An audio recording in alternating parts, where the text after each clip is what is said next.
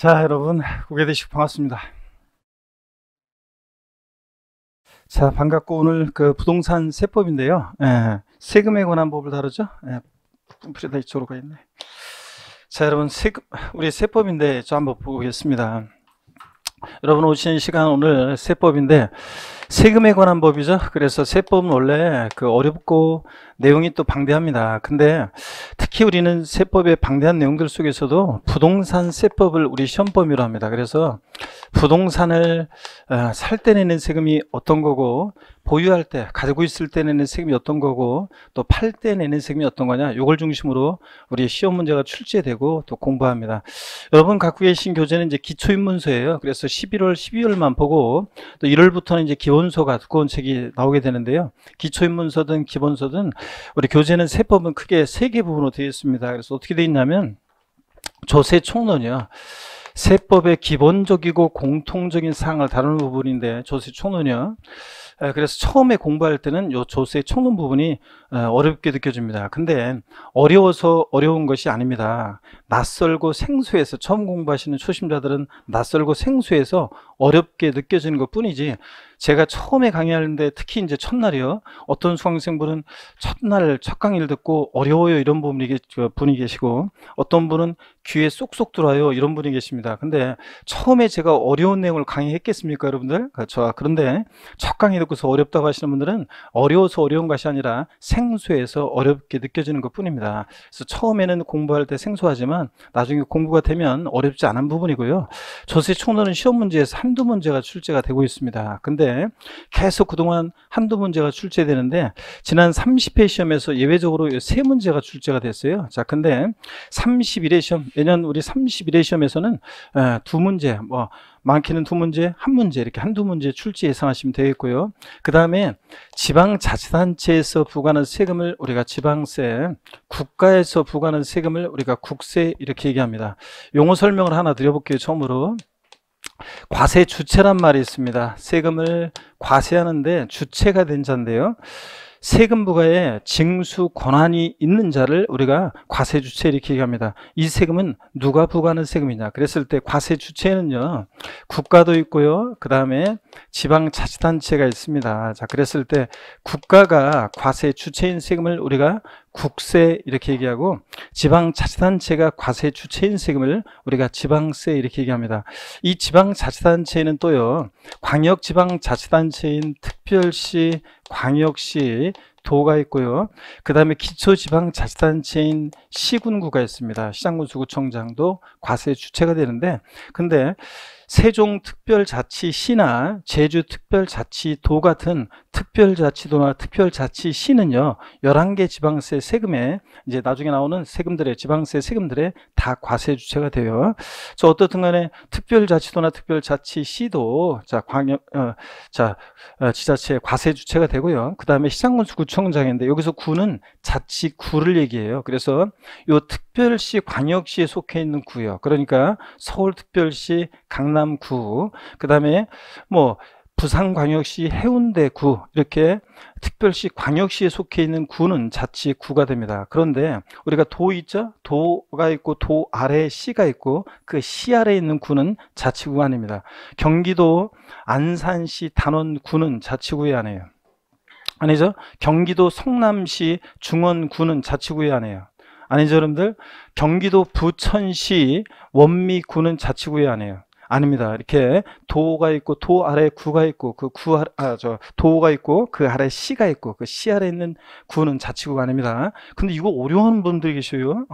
그냥 특별시나 광역시에 속해 있는 구만 자치구고, 도가 있고 도 아래 시가 있고 그 시 아래 있는 구는 자치구가 아닙니다. 어쨌든 간에 이렇게 지방자치단체에서 부과하는 세금 지방세, 또 국가에서 부과하는 세금을 국세라고 하는데, 이 지방세와 국세의 출제 비중은요 대략 비슷한데 최근에는 이 지방세 출제 비중이 좀 높습니다. 그래서 지방세에서 7문제 그러면 국세에서는 6문제 이런 식으로, 그래서 국세 비중이 옛날에는 높았는데 지금은 지방세 비중이 국세보다 조금 높습니다. 자, 이렇게 해서 세법은 16문항이 공시법 24문항과 함께요 2차 과목에서 제3과목으로서 40문제를 구성합니다. 그래서 공시하고 그 공시법과 그 다음에 세법은 한 과목이에요. 말하자면 한 과목인데 다만 공부할 때는 전혀 다른 내용이기 때문에 이제 우리가 분리해서 공부를 하고 있습니다.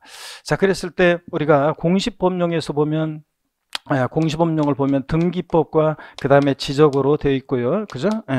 그 다음에 또 세법 이렇게 해가지고 구성이 되어 있어요. 자, 그래서 요 등기가 30%, 그 다음에 지적이 30%, 그 다음에 세법이 40% 이렇게 해가지고 40문제 구성되어 있습니다. 그래서 나중에 강조 드리겠지만 우리 공시세법 2차 과목에서 공시세법은요, 요 지적법과 그 다음에 세법을 요 70%를 고득점하는 전략으로 수험 계획을 이제 세우셔야 되고요. 수험 전략을 나중에 또 강조 드리겠습니다. 세법은 우리 6과목 중에서 제일 출제 문항수가 작습니다. 그렇지만 항상 제가 얘기합니다.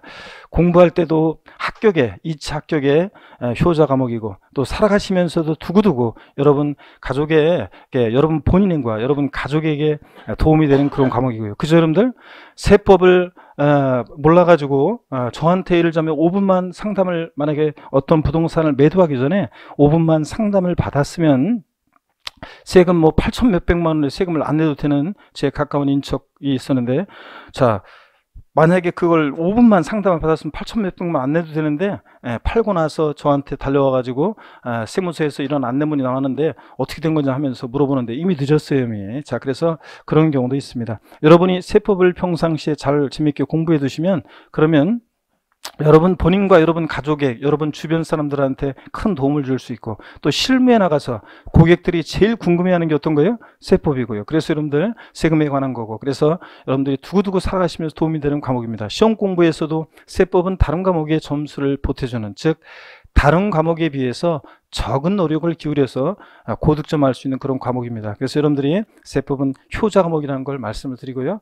그 다음에 이 가운데 보니까 이제 대부분의 얼굴들이 처음 뵙는 얼굴들인데 반갑습니다. 하여튼 제가 항상 처음 만났을 때 이런 약속을 드립니다. 여러분 세법 때문에 어려움을 겪었거나 또 작년에 어디서 공부했는데 세법 점수 안 나오거나 많이, 자 그랬던 분들은 제가 세법은 반드시 여러분을 구원해 드리도록 하겠습니다. 이런 약속을 드립니다. 근데 이렇게 항상 처음에는 뭐 구원하든 말든 그냥 나하고는 관계없다 막 이런 표정을 짓는데 다시 한번 여러분께 약속을 드리겠습니다. 여러분 세법은 어디서 공부했든 또 아니면 처음 초심자든 저와 함께 지금부터 오늘부터 여러분들 끝까지 시험장 가기까지 함께 하시면 반드시 30일의 시험에서 여러분 세법을 구원해 드리도록 하겠습니다. 여러분 아이고 자 힘차게 박수 치신 분에게 30일의 시험에 합격에 영광이 있기를 기원하겠습니다. 여러분들. 자, 그래서 제가 그런 약속을 드리고요. 그 다음에 제가 또 항상 맨 마지막 강의 때 있죠. 맨 마지막 강의 때 항상 그 날리는 멘트가 있어요. 여러분이 어느 곳에서 시험장에서 시험을 보더라도 제가 여러분과 함께 할 것이고 제가 함께함을 느낄 것이고 세법 지문을 읽을 때 제 음성이 들릴 것이다 이렇게 얘기합니다. 근데 어떤 사이비 교주처럼 제가 이렇게 얘기하죠. 그런데 거짓말인 것 같죠, 여러분들? 근데 나중에 합격 후기 보거나 그러시면 이제 알겠지만 많은 분들이 이번 30회 시험도 그렇고 많은 분들이요 얘기합니다.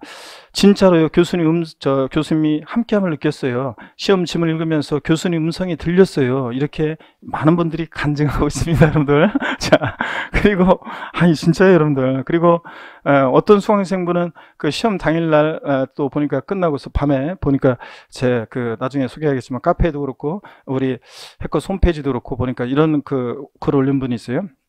시험 문제 이런 게 나왔어요. 나중에 배울 건데 재산세에서 과세되지 않는 것, 비과세라고 하는데 과세되지 않는 것을 고르는 문제였는데 최종님, 시험님이라고 해서 이런 임야는 재산세를 비과세하거든요. 자, 근데 그게 5번에 정답이 있었는데 어떤 수강생분이 그 지문을 보는 순간 제 음성이 들렸다 이렇게 얘기합니다. 림자로 끝나는 임야 비과세. 그러면서 제가 맨날 수업시간에 얘기했거든요. 근데 어떤 수강생이 그게 수업시간에 읽으면서 제 음성이 들리고 그래서 시험 끝나고 집에 가면서도 자기도 모르게 림자로 이러면서 집에 갔다 이런 얘기를 합니다. 이런 식으로 평상시 수업을 잘 들으면 여러분들이 지문을 읽을 때 제가 함께함을 느낄 것이고 제 음성이 들릴 것이고 여러분들. 자, 세법은 어떻든 간에 과목은 어떻든 간에 문항수는 작아도 그런 과목이라는 걸 말씀을 드리고요. 우리 지방세하고 국세에는 많은 세금들이 있습니다. 많은 세금들이 있는데 그 세금들을 제가 소개를 합니다. 기초입문 과정에서 제가 맨날 우리 시험에서 중요한 세금들을 소개할 때 제가 제 동창 여자의 스토리를 통해서 항상 그 여동 스토리를 통해 소개를 하는데요. 갑이라는 사람과 리라는 사람 두 사람이 있습니다. 이 두 사람이 부동산을 매매해요. 매매하는데 매매한다 그러면 여러분 보세요. 두 사람이 만나서 매매한다 그러면 계약금을 치르고 중도금을 치르고 그 다음에 잔금을 치르고 또 소유권 이전 등기하는 이런 과정을 거치겠죠, 여러분들? 자, 그럴 때 이 매수인 을의 스토리를 통해서 중요 세금들을 좀 소개하려고 합니다. 제 그 어렸을 때 살았던 동창 그 친구들이 있습니다. 남녀 모임이 있는데 그 만난 지 얼마 안 됐어요. 저희들 그 동창들 모임들이 전체 이제 초등학교 학교 그 동창 그 모임도 있고 밴드도 있는데 제 어렸을 때 살았던 남녀 동창 그 모임이 있습니다. 몇 년 전에 아름아름 어떻게 해가지고 이제 모임이 결성이 됐는데. 다시 모이게 되는데 남동들은 남자 동창들은 뭐 그 이후에 20살 이후에도 가끔씩 봤었는데 그 여동들은 뭐 고등학교 대학 그 무렵 돼가지고서 그때부터는 한 번도 이제 본 적이 없는 그런 친구들을 아주 오랜 시간을 흘러서 다시 이제 만나게 됐습니다. 만나게 됐는데 처음 모임을 그 만나게 되는 장소에 제가 막 가는 데 있죠. 발걸음이 막 나도 모르게 막 몸이 막 글로 향하면서 발걸음이 가볍고 유년의 어린 시절의 추억들이 막 떠오르고요. 막 마음이 설레었습니다. 그래서 음식점 도착했는데 뭐 사람들이 많아가지고 동창들 막 찾고 있는 데 있죠. 두리번거리고 있는데 어떤 아줌마가 오더니 제 손을 탁 잡으면서 있죠. 반갑다 친구야 딱 그러는데 보니까 어떤 아줌마가 있죠. 얼굴을 자세히 보니까 어렸을 때 얼굴이 있긴 있더라고요.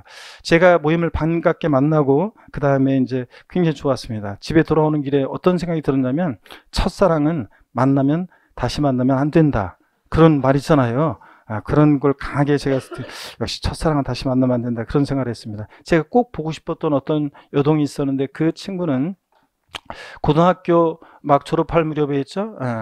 자, 동네에서 사고 쳐가지고 애를 낳았어요. 그래가지고 애가 애를 낳아가지고 고생하면서 했다는 얘기를 들었습니다. 고생하는데 그러다가 신랑이 동대문 쪽에서 의료 관련 일을 해가지고 조금 돈을 모으게 됐어요. 그래서 드디어요 전월세를 전전하다가 집 하나를 장만하게 됐습니다. 그랬을 때 그 남편이 네가 나 때문에 굉장히 고생을 많이 했으니까 이 집은 네 명의로 해라. 그래서 을려 명의로요 갑이라는 사람으로부터 집을 이제 매매로 취득하게 됩니다. 그럴 때 계약금, 중도금, 잔금을 치렀어요. 근데 소유권 이전 등기는 아직 안 됐습니다. 등기 전 안 됐어도 잔금을 치렀을 때 이 매수인 을은요, 이 부동산이 만약에 5억짜리다 그러면 네가 5억짜리 부동산을 취득할 만큼 조세를 부담할 수 있는 능력이 있겠구나. 그래서 이 취득자의 조세 부담 능력을 보고 부과하는 그런 세금이 있습니다. 어떤 세금을 냈겠습니까? 잔금 치렀을 때요? 그렇습니다, 여러분. 자, 취득세요. 여러분이 알고 있는 이 쉬운 얘기를 제가 빙빙 돌려서 어렵게 얘기했는데 이런 표현들을 여러분들이 배우게 됩니다. 법에 열거되어 있는 대상 물건을 등기 전 안 받았어도 사실상 취득한 경우에 잔금 치렀을 때 이 매수인 을은 이 부동산을 사실상 취득했다 이렇게 봐가지고요. 이 취득자의 조세 부담 능력을 보고 부과하는 세금, 이게 뭐다? 취득세입니다. 그 다음에 이 을려 있죠? 신랑이 동대문 쪽에서 이제 뭔가 좀 되고 있어요. 그래가지고 좀 더 사업을 확장해 보려고 이 집을 담보로 해서 돈을 빌립니다. 은행에서. 그러면 은행에서 우리가 돈을 빌릴 때 저당권 설정 등기를 합니다. 또 돈을 나중에 갚으면 저당권 말소 등기를 합니다. 무슨 뭐 전세권 설정 등기한다거나 임차권 설정 등기한다거나 말소한다거나 이럴 때 내는 세금이 있습니다. 어떤 세금 내겠습니까? 등록 면허세라는 세금을 냅니다. 여러분 등록세라고 흔히 말씀들 하시는데 등록세라는 세금은 2010년도까지 있었고 2011년도부터는 이제 없어졌어요. 등록세는 이제 없어졌는데 그 관련한 스토리는 나중에 또 우리가 배우게 됩니다. 어떻든 간에 등록면허세를 내고요. 그 다음에 계약금, 중도금, 잔금을 치렀어요. 매수인들이 아까 얘기했죠. 등기 이전 아직 안 됐어요. 그래도 어떤 특정한 날 재산을 등기 전 안 됐어도 사실상 소유하게 되면 그 소유자에게 보유하는 기간 동안 재산 보유에 대해서 매년 반복해서 부과되는 그런 지방세가 있습니다. 어떤 세금 내겠습니까? 그렇습니다. 재산세를 내고요. 또 그 다음에 또 보시면 재산세를 납부할 의무가 있는 자. 제가 아까 용어 설명 과세 주체를 용어 설명드렸죠. 세금 부과의 징수 권한인 자를 과세 주체라고 하고 세금 납부할 의무가 있는 자를 우리가 납세 의무자 이렇게 얘기합니다. 납세 의무자. 재산세를 납부할 의무가 있는 사람들 중에서요. 개인별로요. 부부도 따로따로 개인별로 전국에 있는 토지나 주택 가격을 합쳐봅니다. 이 을려가요. 신랑이 또 진짜 돈을 벌었어요. 그래서 이렇게 해서 했는데 또 돈을 벌었어요. 그래서 집 하나를 또 사면서 이 을려 명의로 집 하나를 또 취득하게 됩니다. 그래서 이 개인별로 전국에 있는 주택이면 주택 가격을, 토지면 토지 가격을 합쳐봐요. 그랬더니 법에서 정해진 일정 기준 금액을 초과해서 재산을 보유할 때는 그 고액의 부동산 보유자에게 부과하는 세금이 있습니다. 어떤 세금 내겠습니까? 그렇습니다. 종합부동산세를 냅니다. 종합부동산세는 대한민국 사회에서 아무나 납부하는 세금이 아닙니다. 최근에 몇 년 사이에 부동산 가격이 많이 상승하고 또 그 다음에 공시 가격이라고 그래서 나중에 여러분 자세히 배울 건데 시가 반영률이 많이 공시 가격이 그 시가 반영률이 많이 높아져서 종부세 대상자가 올해 많이 늘었지만 그래도 이 종합부동산세는 아무나 납부하는 세금이 아닙니다, 여러분들. 제가 그래서 결혼 안 한 청춘들한테 꼭 하는 얘기가 있습니다. 그래서 여친이나 남친을 사귀는데 다른 거는 다 괜찮은데 뭔가 한 가지 좀 내 마음에 안 드는 게 있어가지고 결혼해야 되나 말아야 되나 고민이 될 때 제가 물어보라고 그래요. 야, 니네 집은 오빠네 집은 종부세 내냐? 이렇게 물어봐가지고 오빠네 집 종합부동산세 내? 이렇게 물어보라고 합니다. 그랬더니 저 엄마 아버지한테 물어보고 올게. 그래서 집에 갔다 오더니 야, 우리 집 종합부동산세 낸다는데? 그러면은 바로 그냥 얘기하랍니다. 오빠 우리 결혼해? 바로 얘기하고. 자, 또 물어보라고 해요. 야, 니네 집은 종합부동산세 내냐? 이렇게 물어봤더니 갔다 오더니 오빠 우리 집 종합부동산세인가 그거 낸다는데? 그러면 나랑 결혼해 줄래? 바로 이렇게 청혼하라 이렇게 얘기합니다. 종합부동산세를 낸다는 것은 한국 사회에서는 중산층 이상이라는 얘기예요. 그러면 처갓집이 중산층 이상이면 얼마나 좋아요. 요즘은 자녀들도 많지도 않잖아요. 대개 한둘인데 그거 나중에 다 누구 거 됩니까? 내 거 되잖아요, 나중에. 그러니까 얼마나 든든한 보험 들어오는 거예요. 그러니까 자, 무조건 결혼해라 그렇게 얘기합니다. 어떡하네? 종합부동산세는 그런 세금입니다. 또요, 저기 보면 매도인 갑이 있잖아요.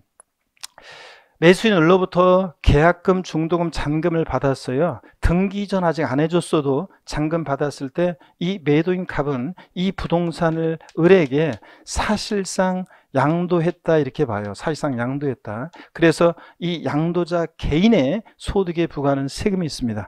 우리 법인이 소득 발생하면 법인의 소득은 뭐가 부과되겠습니까? 법인세가 부과되고 우리 같은 자연인 개인의 소득은 뭐가 부과돼요? 소득세가 부과됩니다. 소득세가 부과되는데 특별히 부동산 등을 양도해서 발생하는 그 양도 소득에 대해서 우리 같은 자연인 개인의 양도 소득에 대한 소득세를 우리가 흔히 뭐라고 한다? 양도소득세 이렇게 얘기합니다. 양도소득은 소득세법에 열거되어 있는 소득의 한 종류입니다. 그래서 양도세를 합니다. 그러면요, 제가 우리 시험에서 중요한 세금 5가지를 다 지금 소개해 드렸습니다.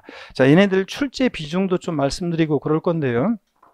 그 전에 취득세는 지방자치단체에서 부과하는 세금인데 그 중에서도 특별시, 광역시, 도가 과세주체인 그런 세금입니다. 그 다음에 이 등록면허세라는 세금은 아까 얘기했는데 특별시, 광역시에는 그 자치구가 있죠. 그 구가 과세주체가 되고 도가 있는 곳에서는 도가 과세주체인 그런 세금입니다. 예를 들어서 여러분 서울특별시 강남구 그러면 취득세는 서울특별시로 갑니다. 근데 자, 등록면허세는 서울특별시가 아니라 강남구가 과세 주체가 되는 그런 세금입니다. 그래서 대전광역시 유성구 그러면 자, 취득세는 대전광역시로 가는데 등록면세는 그 유성구가 과세 주체가 되는 그런 세금입니다. 근데 도가 있는 곳에서는 둘 다 도세예요. 도가 있는 곳에서는 둘 다 도세다. 그래서 만약에 경기도 성남시 그러면 경기도 성남시에 있는 부동산을 취득하거나 등록한다 그러면 취득세는 경기도로 갑니다. 근데 등록면허세는 역시 경기도로요. 근데 이런 식으로. 그래서 도, 시군이 아니라, 그 시가 아니라 성남시, 시가 아니라 도가 과세주체가 되는 그런 세금입니다.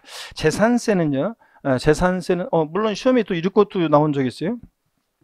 다음 중 특별시, 광역시세인 조세가 아닌 것은, 이렇게 해가지고 나왔었는데, 그때 정답 지문이 어떤 거였냐면 정답이 등록면허세예요. 등록면허세는 특별시, 광역시세가 아니라 뭐라고요? 자치구가 과세주체인 그런 세금입니다. 그래서 비교가 되고요. 재산세는 시장군수, 구청장이 과세주체인 그런 세금입니다. 시군구세예요. 자, 그래서 그러면 여기 보세요. 얘네들은 지방자치단체에서 부과하는 세금들이잖아요. 그래서 지방세라고 하고요. 지방세에는 많은 세금들이 있지만 그 중에서 우리 시험은 이렇게 취득세, 등록면허세, 재산세를 중심으로 시험 문제가 출제가 되고요. 종합부동산세부터는 국가가 과세 주체인 세금이기 때문에 우리가 국세 얘기하고 많은 세금들이 있지만 그 중에서 우리 시험은 종합부동산세와 양도소득세를 중심으로 시험 문제가 출제됩니다. 출제 비중 말씀드린다고 했는데 취득세는 서너 문제가 출제가 됩니다. 서너 문제가 출제되고 등록면허세는 한두 문제 출제되고요. 재산세에서는 거의 고정적으로 세 문제가 나오고 있고 종합부동산세 한 문제 출제가 되고요. 양도소득세에서는 대여섯 문제가 출제되고 있습니다. 자, 우리 지방세 국세 주요 부동산 세금들 중에서 어떤 세금이 제일 중요합니까? 그렇습니다. 시험에서도 제일 중요하고 실무에서도 제일 중요하고요. 그 다음으로 중요한 세금이 취득세입니다. 그 다음으로 취득세가 그 다음으로 중요하고요. 그 다음에 재산세, 이런 식으로 해서 이제 중요도가 이렇게 나눠집니다. 그 다음에 여러분, 아까 처음 제가 만나서 여러분께 오늘 첫 시간은 지금 세법의 전반적인 개요로 편하게 여러분들 지금 앞부분 우리가 어떤 걸 공부할지 이런 것들을 소개해 드리고 있습니다. 한번 편하게 보시고요. 그런데 제가 처음 우리 세법의 방대한 내용들 속에서 우리는 부동산 세법이라고 그랬죠? 그럼 한번 보세요. 취득세, 등록면허세는 봅니다. 취득세, 등록면허세는 부동산을 취득할 때 내는 대표적인 세금입니다. 부동산 취득할 때 내는. 그 다음에 재산세하고 종합부동산세는 부동산 보유할 때 내는, 가지고 있을 때 보유시에 부과되는 대표적인 그런 세금입니다.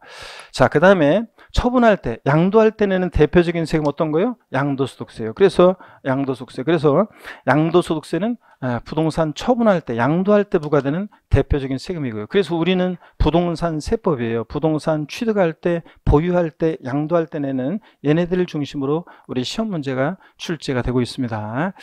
자, 그럴 때요. 그럴 때 시험에서 이제 제가 처음 공부하시는 분들한테 항상 당부드리는 게 1차 과목과 2차 과목을 공인중개사 같이 준비하라고 꼭 같이 준비하라고 말씀드립니다. 어떤 분들은 1차만 그냥 준비하시는 분들이 계세요. 2차는 전혀 하지 않고. 그럼 어떤 문제점이 생기냐면 부동산 학개론 문제에서는 공법 문제도 나오고 그 다음에 뭐 세법 문제도 나오고 또 민법적인 문제도 나오기도 하고 막 그렇습니다.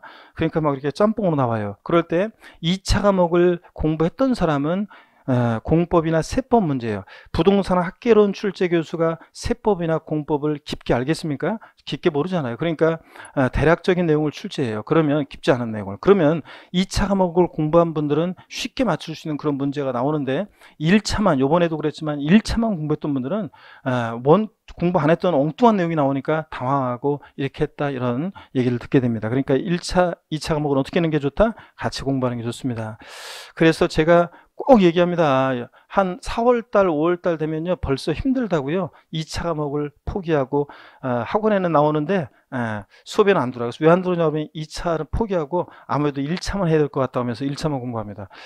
2차 과목 포기는 나중에 늦여름쯤에 진짜 해도 1차 과목이 계속 그냥 늦여름이 됐는데도 시험을 보면 30점, 40점 이렇게 나오고 막 이러면 이제 그때는 이제 2차 포기를 고민하고 또 생각해 봐야 되겠지만 어떤 분들은 제가 30, 40점이 나와도 2차 포기하지 말라고 하는 분들이 있어요. 그런 분들은 제가 봤을 때 그분의 여러 가지 상태를 봤을 때 충분히 막판 한 2달 몰아치면은 합격할 수 있는 그런 사람들이 있어요. 그런 사람들은 제가 포기하지 말고 끝까지 1, 2차 다 해라 그렇게 얘기합니다. 그래서 결국 다 1, 2차 동시 합격하는 분들 계시고 또 어떤 분은 제가요 2차 포기하겠다고 찾아오면요 얘기하면 그러시라고 하는 분도 있어요.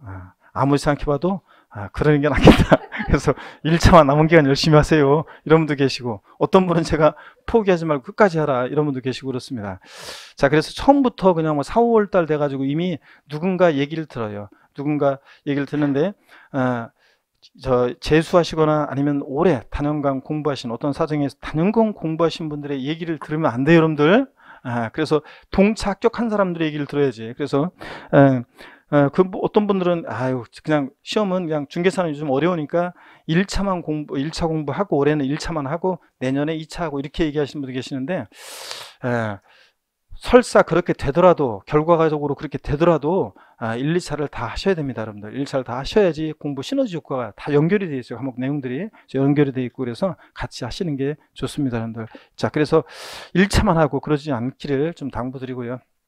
자, 여러분, 어떠간에 우리 시험에서 중요한 세금들 이렇게 소개해 드렸고, 이제 우리가 조세 총론, 처음으로 우리가 조세 총론, 지방세, 국세 이렇게 되어 있다고 그랬잖아요. 조세 총론을 한번 보겠습니다. 여러분 보세요.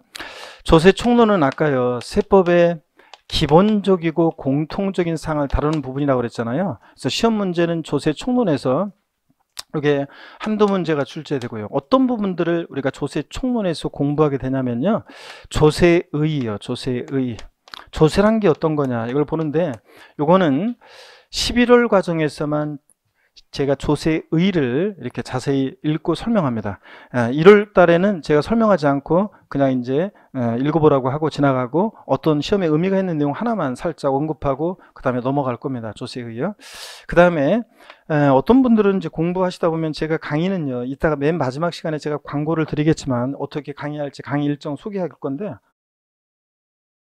제 강의는 차근차근 이렇게 갑니다. 단계별로 차근차근. 그래서 11월, 12월 달에 이제 기초 용어 자세히 설명하고, 또 세법의 어떤 구조라든가 또 배경적인 얘기들을 자세히 합니다. 그래서 자세히 이렇게 설명하는데, 여기 1월 달만 돼도 이제 내용을, 기초적인 설명이나 자세한 그런 배경적인 설명은 축소합니다. 그래서 축소해서 가고, 그 다음에 또 새로운 좀 더 11월, 12월 달에 안 배웠던 내용을 1, 2월 달에 배우게 되고, 또 3, 4월 달 되면 진짜 기초적인 설명 생략하고, 그 다음에 이제 또 새로운 내용을 배워나갑니다. 이런 식으로 제 강의는 계속 심화돼서 가고, 기초적인 설명은 계속 생략돼서 가고요.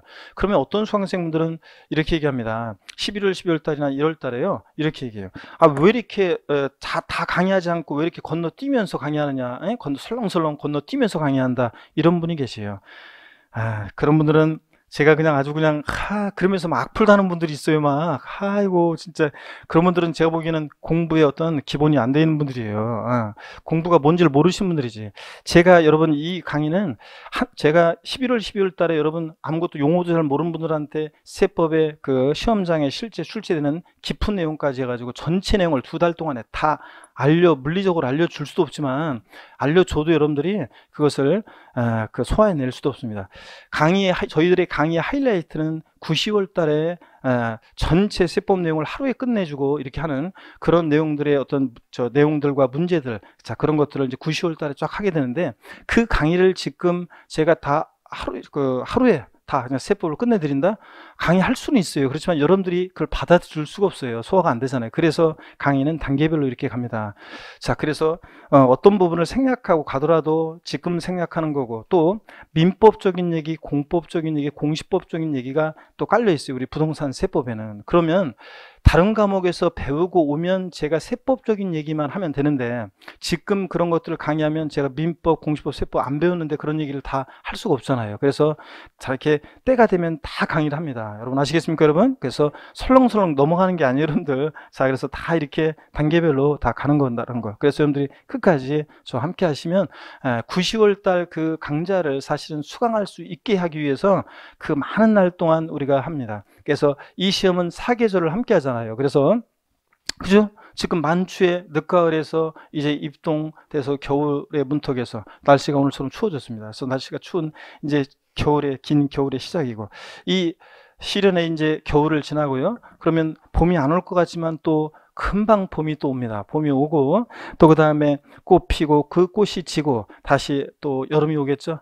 무더운 또 한낮에 뜨거운 그 태양이 장렬하는 여름에 그 이제 숨이 턱턱 막히면서 그 여름을 지나고 나면 다시 가을이 오고요. 그 가을이 오기까지 여러분들 공부를 하셔야 돼요. 이 시험은 한두 달 공부하고 끝나는 공부 아니잖아요. 그러다 보니까 여러분들 긴 시간 동안 함께 해야 되는데, 그래서 많은 시간 동안 뭐를 위해서 하는 거냐면, 마지막 공부는 제가 항상 이제 앞으로 제가 여러분께 말씀드린 걸 듣게 될 건데, 포기하지 말아라.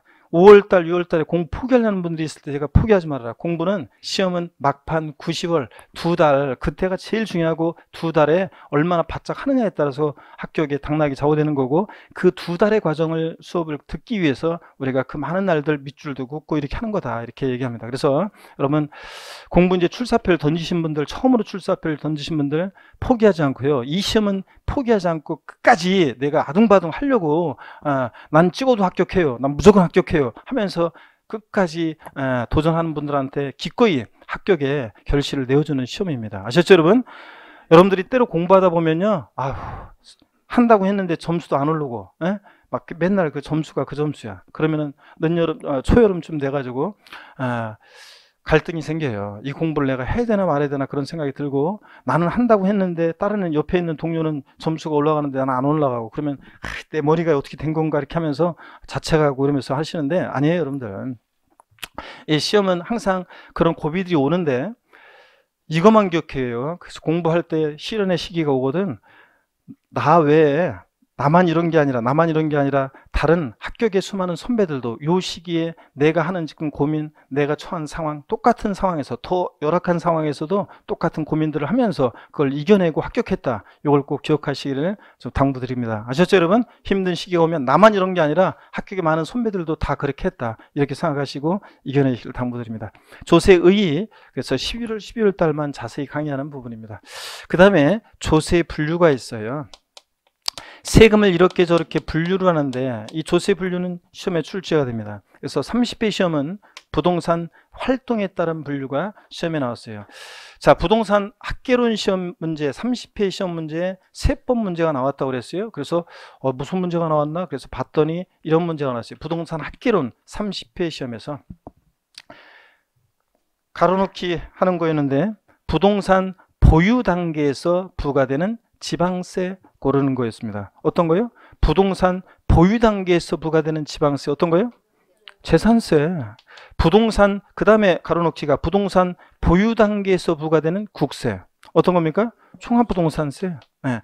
부동산 처분 시에 부과되는 세금, 어떤 거요? 양도소득세. 이거 집어넣는 문제였습니다. 아유, 제가 보기에는 문제 보고 11월 10일 강의만 들었어도 문제 보고서 바로 답 고를 수 있는 그런 문제가 출제됐고요. 또 30회 우리 세법에서도 또 조금 난이도 높게 해가지고 세법 문제에서도 부동산 보유 단계에서 부과될 수 있는 조세를 모두 고른 것은, 그래가지고 또 보유 단계에서 부과되는 세금이 어떤 거냐, 이걸 알고 있는지 또 물어봤었습니다. 자, 이렇게 해서 활동에 따른 분류가 시험에 나왔고요. 틈틈이 출제되는 부분이고, 그 다음에 징수 방법이요. 이 세금은 어떻게 징수되느냐. 그래서 여러분요, 어떤 세금은 있잖아요, 가만히 있으면 세금을 내라고 납세 고지서라는 것이 날라옵니다. 자, 그런데 어떤 세금은 가만히 있으면 안 되고, 우리 같은 납세 의무자가 세금을 계산해서 과세 주체에게 계산된 세금을 신고하고 납부해야 하는 그런 세금도 있습니다. 그래서 이 세금은 어떻게 징수가 되느냐, 시험에 직접적으로 간접적으로 중요하고요. 또 여기서 이제 가산세, 그 의무를 불성실하거나 그랬을 때 가산세, 가산금, 이런 제재를 또 받기도 하고요. 또 요번에 2019년 개정 세법이 있어가지고 2020년 내년에 이제 새롭게 시행되는 내용이 있는데, 국세에서는, 지방세에서는 가산금이라고 하는 것이, 국세에서는 이제 납부지연 가산세라는 것이 신설이 돼서 납부지연 가산세가 이제 적용이 됩니다. 그래서 세법은요, 여러분, 올해 혹시 30회 시험 세법을 살짝 맛을 좀 봤던 분들이 계시면, 이제 세법은 곳곳에서 법이 많이 이제 바뀝니다. 그래서 내년에 또 새롭게 바뀐 내용들, 개정세법 내용들을 또 보게 될 것이고요. 또 중간에도 또 세법은 막 바뀝니다. 그리고 세법은 개정세법 내용이 또 시험에 출제가 되고요. 자, 그래서 개정세법 내용이 항상 중요합니다. 그리고 그것도 출제가 되기도 하고 또 공부했는데 그냥 기껏 공부해놨더니 법이 또 바뀌어. 그래서 세법은 그렇습니다. 중간에도 막 바뀌고요. 그래서 기껏 제가 1, 2월 달에 강의를 연락이 해놨는데 있죠? 중간에 또 바뀌기도 하고 11월, 12월 달에 강의가 이렇게 법이 내년도 개정안이 나와서 이렇게 법이 바뀔 거라고 해서 제가 이렇게 강의를 했는데 바뀐다고 하더니 안 바뀌는 것도 있어요 또. 그래가지고 막 혼란스럽습니다. 그렇지만 여러분들은 혼란스러울 필요가 없어요. 계속 강의만 듣고 있으면 제가 개정세법 내용은 시험에서 중요한 개정 내용은 계속 강조를 드리고 나중에 개정 내용만 또 몰아서 또 말씀을 드립니다. 그러니까 걱정할 필요 없고 어떻든 간에 이렇게 바뀔 예정입니다. 시험에 올해도 여기 나올 가능성이 높았는데 이 부분에서 안 나왔어요. 안 나왔기 때문에 30회 시험에서 안 나왔으니까 31회 시험은 나온다 생각하고 보셔야 되겠습니다. 중요하고요. 그 다음에 세금 납부할 의무 있죠? 우리 세금 납부할 의무, 납세 의무라고 하는데 세금 납부할 의무는 일정한 경우에 이게 성립을 하고요. 성립된 납세 의무는 확정이 되고 확정된 납세 의무는 이제 소멸하는 이런 과정을 거쳐요. 이게 어떤 건지는 제가 다음 주에 말씀을 드리겠습니다. 자, 그럴 때 출제 어떻게 되었냐면 최근에 납세 의무 소멸이라는 부분에서 28회 시험 때 나왔어요. 근데 성립에서 29회 시험에서 나왔어요.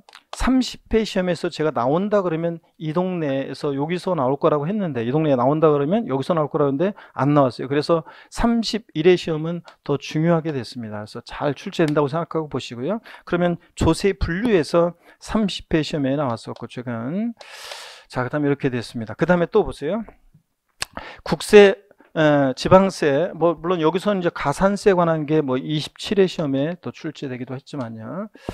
최근에. 그 다음에 또 보시면 국세, 지방세, 세금이 있잖아요. 세금. 이 조세 채권이라고도 하는데, 조세 채권이라고도 하는데, 세금은요, 체납자의 재산이 공매, 경매에 넘어갔어요. 그러면 그 매각대금에서 담보가 없이도 그 매각대금에서 세금이 일반 채권이나 공과금보다 우선해서 가져갑니다. 그것을 우선의 원칙이라고 하고요.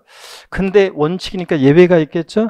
세금보다 더 우선해서 가져가는 예외가 있습니다. 그럴 때 이 원칙에서 29회 시험에 나왔어요. 가끔 나오는 부분인데 30회 시험에서 여기서 또 연달아 나오는 경우가 거의 없었는데 올해 연달아서 30회 시험에서 여기서 출제가 됐어요. 그래서 31회 시험은 여기서 또 출제 가능성은 독립한 문제의 가능성은 좀 낮고요. 또 그 다음에 봅니다. 우리가 세금에 관해서 있죠.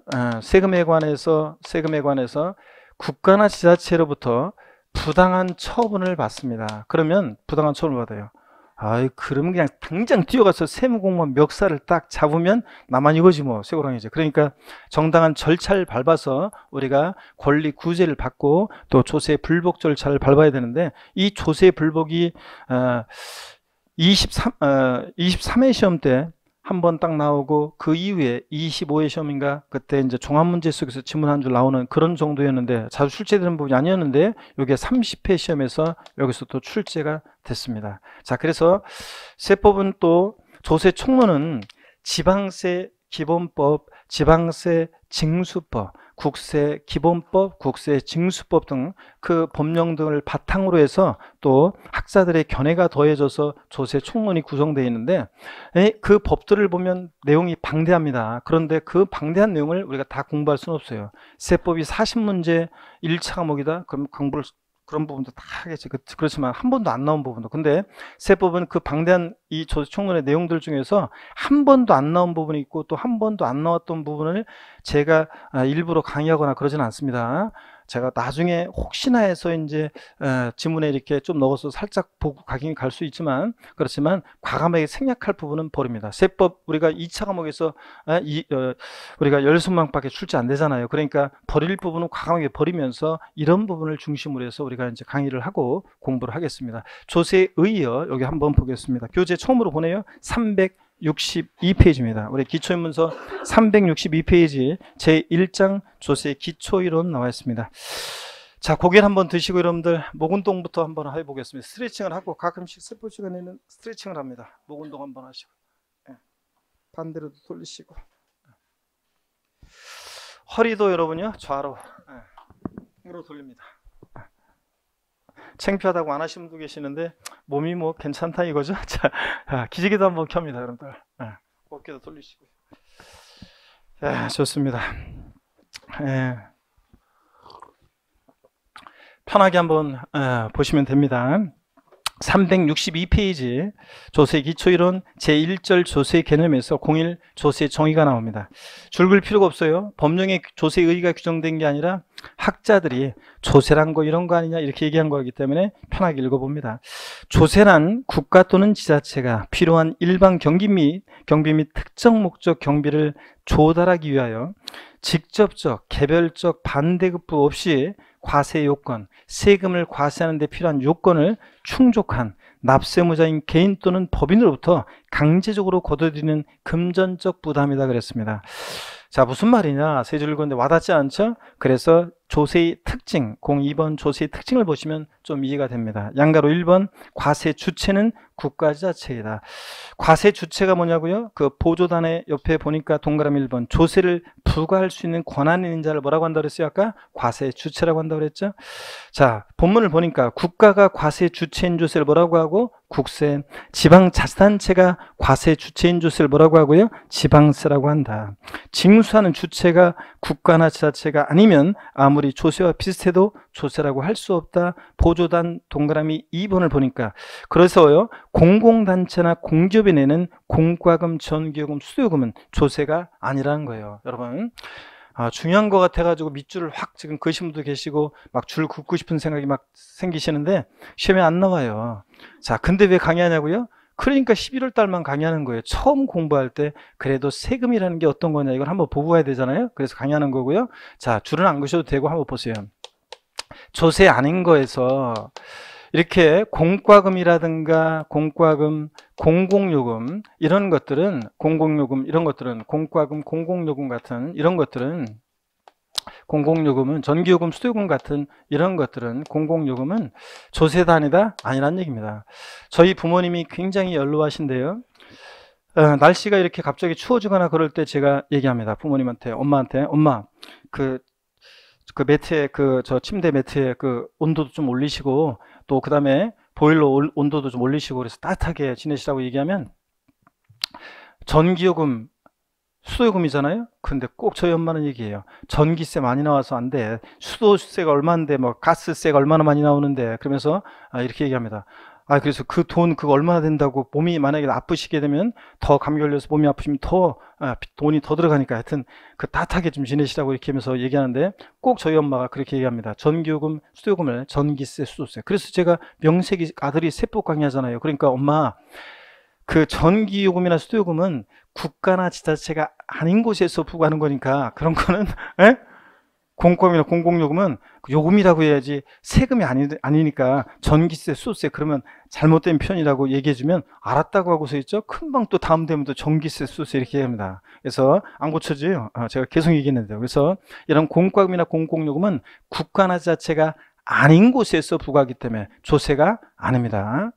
그 다음에 또 보겠습니다. 그 다음에 두 번째 양가로 2번을 봅니다. 조세의 목적은 재정 수입을 확보하는 데 있다. 그래서 국가나 자체가 조세를 우리에게 부과하는 가장 1차적인 목적은 뭐냐면 재정 수입을 조달하기 위한 것이지만 그렇죠 여러분들? 돈이 있어야지 국가나 자체가 일을 할 거 아니에요. 그래서 재정 수입 조달하는 것이지만 최근에는 사회정책적, 경제정책적 목적으로 조세를 부과하는 기능이 증대하고 있다.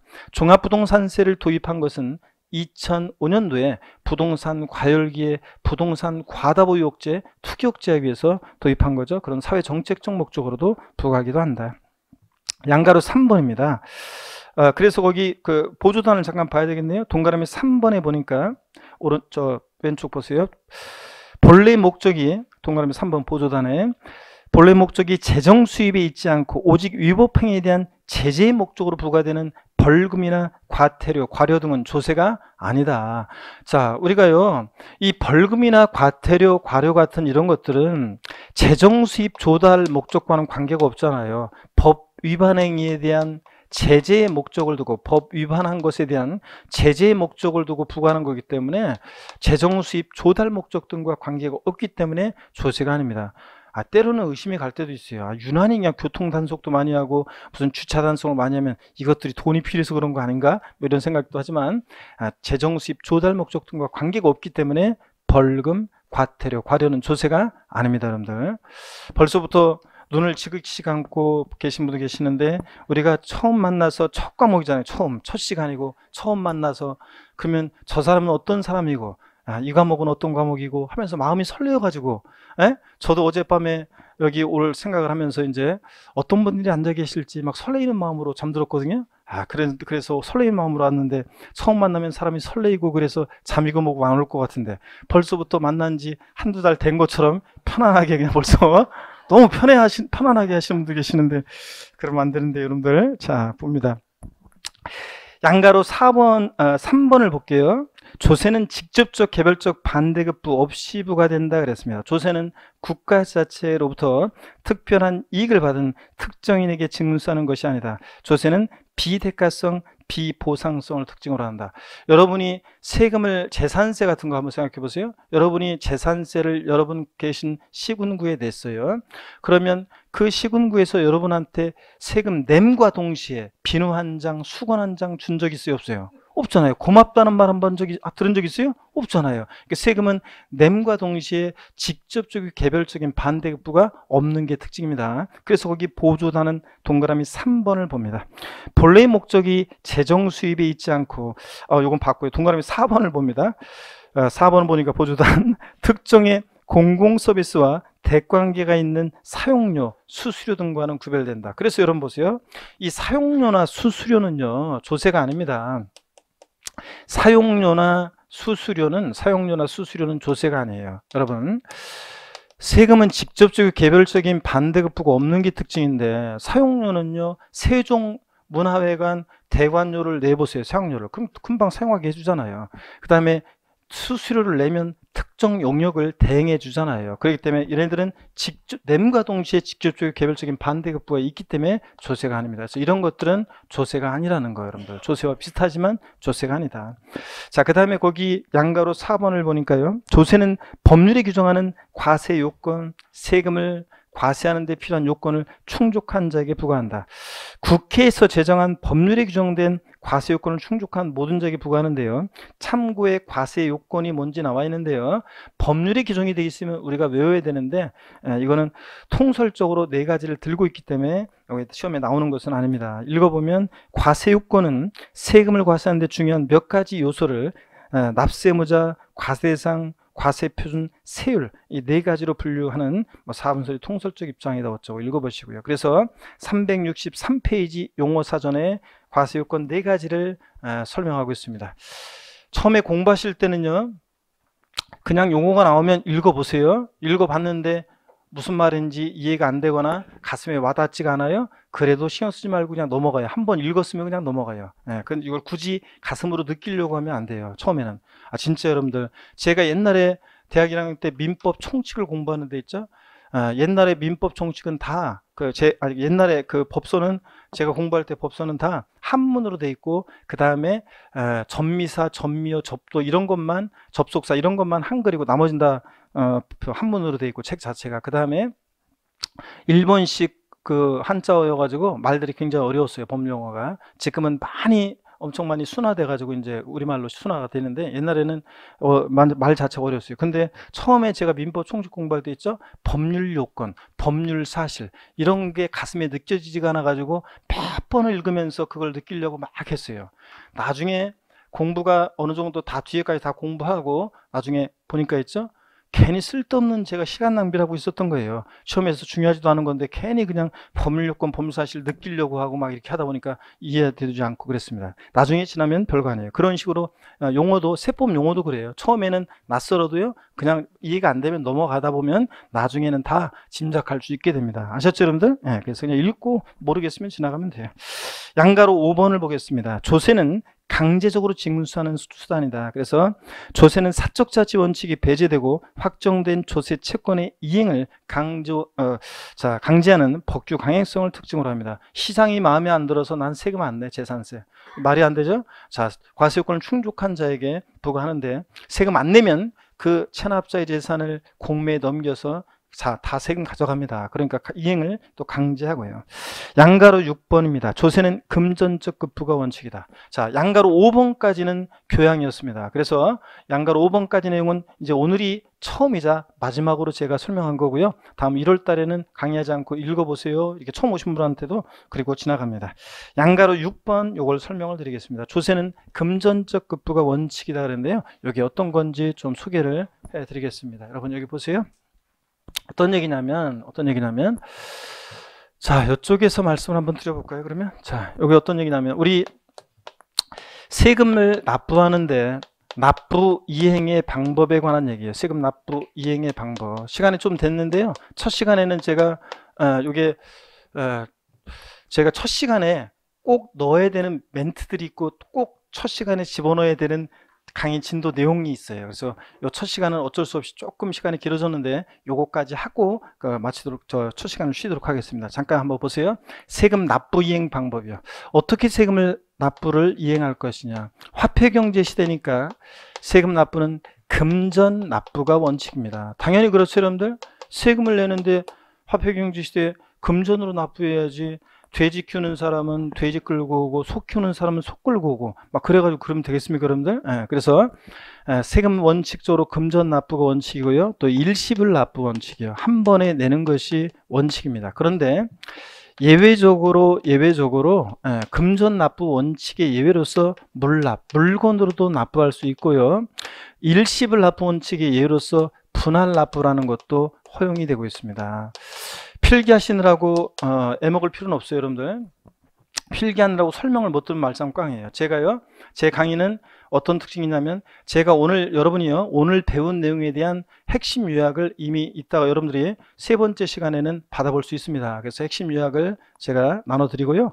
그 다음에 오늘 강의한 내용의 핵심이 다 거기 나와 있어요. 나와 있고 그 다음에 또 다음 수업 끝날 때 제가 그 핵심을 오늘 배운 내용을 리마인드 해드립니다. 쭉 복습해드리고 그 다음에 다음 주가 되면 오늘 배운 내용 있죠? 오늘 배운 내용을 제가 처음 수업 시작할 때 쫙 또 리마인드 시켜드립니다. 또 쫙 한번 복습해드리고 그 다음에 진도 나가고 끝날 때 또 그날 배운 거 복습하고 이런 식으로 하면 세법은 조금 센스 있으신 분들은 세법은 저한테 이런 고백들을 많이 합니다. 따로 세법을 공부하지 않고 수업 시간에 저한테 굉장히 고민하는 이유가 뭐냐면 6과목인데 자기는 한 과목은 없는 것처럼 공부를 했다. 수업 시간 전후로 해서 제가 계속 복습을 해드리니까 차근차근 수업 시간에 전후로 집중해서 참여하고 공부하고 이렇게 하면 그냥 그 수업 시간 따라서 그때 대부분 다 복습까지 다 끝내기 때문에 자기는 편하게 공부했다 이렇게 고맙다고 저한테 말씀하시는 분들이 많습니다. 그런데 어떤 수강생분들은 그 복습하는 시간에 있죠? 굉장히 괴로워해요. 빨리 진도나 나가지. 그냥 공부했던 거 뭘 또 설명하고 또 해주나 하면서 그냥 멍하니 그냥 딴 생각만 하고 계신 분들 계세요. 그러면 이제 힘들어지고 언제 공부하려고 세법을 언제? 독서실 가가지고 책 펴놓고 공부하시려고요? 언제 공부해야 돼? 수업 시간 전후로 해서 저랑 같이 공부를 하시고요. 그래야지 됩니다, 여러분들. 자, 그래서 요거 지금 적으신 분들 편하게 한번 설명 들어보세요. 물납과 분할 납부라는 것은 원칙적으로 허용됩니까? 예외적으로만 허용됩니까? 예외적으로만 허용됩니다. 근데요, 아무 세금이나 물납할 수 있는 게 아니에요. 물건 납부하는 물납할 수 있는 세금들이 법에 딱 정해져 있고요. 그 다음에 어떤 요건과 절차에 따라서 하는데 그 요건과 절차는 여러분들이 다음에 배울 거고요. 강론에서 배우고요. 오늘은 허용되는 세금만 분할납부 허용되는 세금만 알고 갑니다. 먼저 보세요. 지방세에서 물납은요. 재산세만 허용됩니다. 다른 세금은 안 돼요. 시험에서는 이걸 알고 있는지 어떻게 물어보느냐. 지방세법상 물납은 취득세, 재산세 하나여 허용되고 있다. OX요. X입니다. 뭐만? 재산세만. 자, 슬쩍 이렇게 다른 걸 집어넣습니다. 국세에서는 물납은요. 국세에서 물납은 다른 건 안 되고요. 상속세라는 세금만, 상속세만 허용이 됩니다. 그 다음에 분할납부 있죠. 분할납부, 지방세에서 분할납부는요. 지방세에서 재산세가 대표적으로 허용이 되고요. 그 다음에 국세에서는 종합부동산세, 줄여서 종부세, 종합부동산세, 또 양도소득세, 또 그 다음에 이거 잘 안 보이시겠네. 양도소득세, 또 그 다음에 상속세, 증여세, 법인세 등이 허용이 되고 있습니다. 자, 여러분요, 얘네들이 허용되고 있는데, 그럼 요 내용을 제가 이쪽에서 다시 한번 좀 설명을 드려볼게요. 여기 한번 보세요, 여러분들. 요 내용을 여기서 다시 한번 설명을 드려봅니다. 우리 시험에서 중요한 세금들로 다시 한번 좀 정리를 해드려 볼게요, 여러분들. 여기 봅니다. 요것만 하고 이번 시간 자 쉬도록 하겠습니다. 여러분 보세요. 납부이행 방법으로서 물납과 분할납부에서 여기 봅니다. 물납이요. 물건으로 납부할 수 있는 물납이요. 취득세는 여러분요. 자, 부동산 취득할 때 내는 세금 아까 소개해 드렸습니다. 취득세는 물납이 허용이 되면 O 아니면 X를 한번 외쳐보겠습니다. 취득세는 물납 O예요? X예요? X입니다. 자, 분할납부요. 일시불납부 원칙에 의뢰서 분할납부. 취득세 O예요? X예요? X입니다. 등록면허세. 자, 물납 O예요? X예요? 금방 봤는데 저기서 여러분들 본 지 얼마 안 되는데 등록면허세 뭐예요? X입니다. 분할납부 X입니다. 재산세요. 자, 물납 O예요? X예요? O. 분할납부요? O입니다. 자, 종합부동산세 있죠? 물납 O예요? X예요? O. 이렇게 모아지신 분들이 계시는데 X입니다. 자, 분할납부 O 허용됩니다. 양도소득세 있죠? 양도소득세 물납 O예요? X예요? 네? X입니다. 분할납부는 O. 그 다음에 상속세요. 상속세 물납 O. 맞습니다. 허용됩니다. 분할납부 O. 자, 증여세요. 증여세 물납 X입니다. 분할납부 O입니다. 여러분, 자, 제가 아까 그랬잖아요. 물납은 지방세에서 물납은 뭐마냐? 재산세만 허용된다고 그랬잖아요. 그래서 자, 다음 지방세법상 물납과 분할납부가 모두 허용되는 조세를 골라라. 뭘만 고르셔야 돼? 제가 지방세법상 지방세에서 물납과 분할납부가 모두 허용되는 세금을 골라라. 그럼 뭐만 고르셔야 돼? 재산세만. 지방세에서는 국세에서 물납과 분할납부가 모두 허용되는 조세를 골라라. 그럼 뭘 고르셔야 돼? 상속세만이요. 종합부동산세와 양도소득세는 물납은 안 되는데 뭐만 돼요? 분할납부라는 것만 됩니다. 이렇게 해서 요 내용은 여러분들 시험장 갈 때까지 이제 제가 계속 계속 물어보는 거예요. 나중에는 눈만 감아도 쫙 여러분들이 펼쳐져서 허용 여부를 알 수 있게 됩니다. 교재를 보겠습니다. 363페이지 양가로 6번입니다. 조세는 금전적 급부가 원칙이다. 조세는 금전으로 납부하는 것이 원칙이나 예외적으로 법령이 정하는 요건을 갖춘 경우 일정한 세목에 대해서 물납을 허용하고 있다. 현행 세법은 밑줄입니다. 지방세 중 재산세와 국세 중에서 뭐요? 상속세에서 물납을 인정하고 있다. 용어설 사전 읽어보시면 제가 다 설명을 드렸고요. 여러분들은 제가 분할납부까지, 교재 없는 분할납부까지 한꺼번에 설명을 드렸습니다. 그래서 세금 납부 이행 방법이요. 금전납부, 일시불납부가 원칙인데, 자, 금전납부 원칙에 예외로서 뭐가 허용된다? 물납. 일시불납부 원칙에 예외로서 뭐가 허용된다? 분할납부가 허용된다. 그리고 허용되는 세금들 소개해드렸습니다. 물납은 지방세에서는 뭐만 허용된다? 재산세만 허용되고, 국세에서는 물납은 뭐만? 상속세만 허용되고, 다른 세금들 허용되지 않고, 분할납부 허용되는 세금들 이렇게 소개해 드렸습니다, 여러분. 자, 이렇게 해서 이 표를 딱 기억하시면 물납, 분할납부 허용 여부는 다 정리가 된 거고요. 넘어가시면 364페이지 제2절 조세의 분류요. 잠시 쉬었다가 제가 여기부터 또 설명을 드리도록 하겠습니다. 여러분 계속 이어서 끝까지 저와 함께 오늘부터 시작해서 함께 하시면 세법은 아까 처음 말씀드렸죠? 구원을 받을 수 있다. 근데 구원을 받으려면 여러분 뭐가 있어야 됩니까? 구원을 받으려면 뭐가 있어야 돼? 믿음이 있어야지. 그래서 후선하여 제가 여러분을 구원해 줄 거라는 믿음이요. 중간에 공부하다가 모의고사 점수가 안 나와도 저를 원망의 눈초리를 바라볼 것이 아니라 끝까지 믿고 가면 결국은 구원해 준다. 실전에서. 그런 믿음. 그 다음에 여러분 자신에 대한 믿음이 중요합니다. 나는 찍어서라도 합격한다. 반드시. 이런 믿음이 있어야지 조금 공부하다 보면 안 될 것 같아요. 그래서 올해는 틀린 것 같아요. 이런 식으로 하면서 자신감이 없어지면 그러면 공부도 안 되고 생각만 많아지고 결국 실전에서도 안 돼요. 운도 안 따라줘요. 난 찍어도 합격한다. 확신으로 공부하시면 믿고 하시면 본인을 믿고 하시면 합격합니다. 아시겠습니까 여러분? 말씀드리면서 잠시 쉬도록 하겠습니다.